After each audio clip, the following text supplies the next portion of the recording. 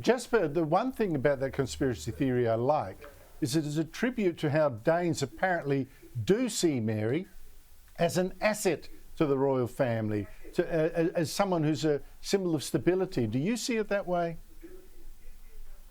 Oh, totally. I mean, there's no doubt that Mary is loved by all Danes and extremely respected. It's almost as if she's more royal than the family, the royal family itself. She doesn't put a foot wrong. She doesn't.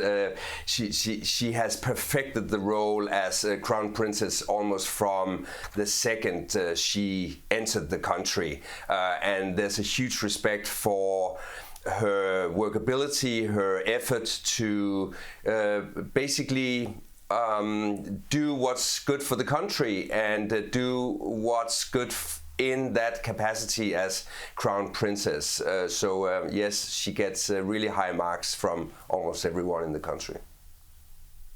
Well, one thing she gets high marks for, I mean, it's a symbol of how she's prepared to join in, which is always a big thing, you know, where strangers wanting to join your culture. Her Danish. Now, I was born to Dutch migrants. You could trip over my accent, it's so strong when I speak Dutch. How good is her Danish?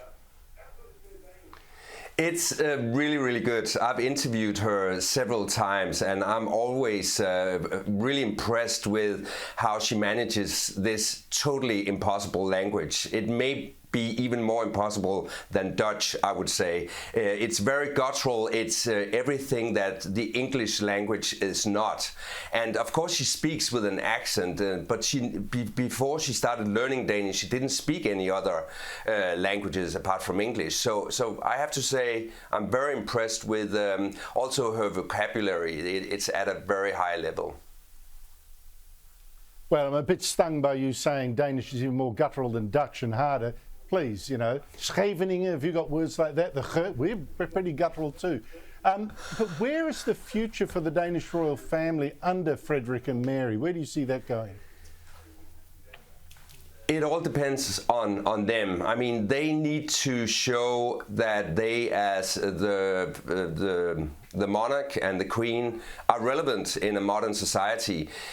In so many ways, it's kind of contradictory to have a monarchy in a modern welfare state like the Danish one.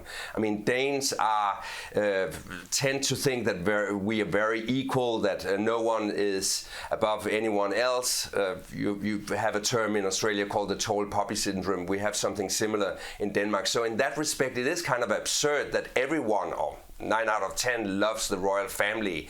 But that love is dependent on how they behave. If they in the future show that they're not relevant, or if they do missteps like traveling a lot to Madrid or other places on private visits, that popularity is risky and it may drop. So it's all up to them. They have to define themselves as someone that have a role to play in a modern country like Denmark.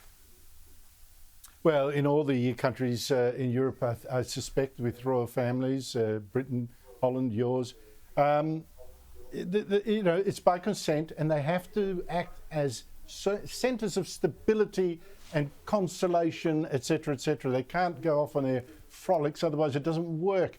Jesper Steinmetz, thank you so much indeed for your time. Really appreciate it.